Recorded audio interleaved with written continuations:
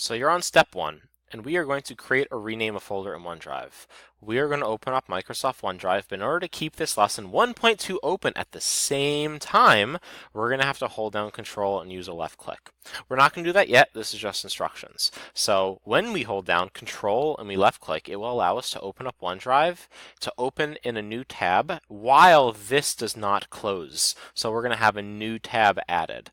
And in order to find OneDrive, we are going to click the waffle button, which is up here at the top left of the screen, and we're going to have to find the OneDrive cloud icon.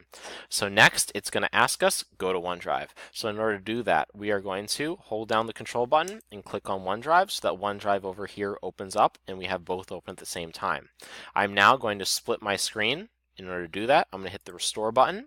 I'm going to drag this over to the left-hand side of the screen, and I'm going to drag this over to the right-hand side of the screen. So I have now opened my OneDrive on one side, and I have my OneNote notebook on the other side. And the next step is that we are going to find a folder over here called Computer App Life. So if you do not currently have a folder called Computer App Life, you're going to click New, and you're going to add a folder. If you do, you're going to continue on watching this next video.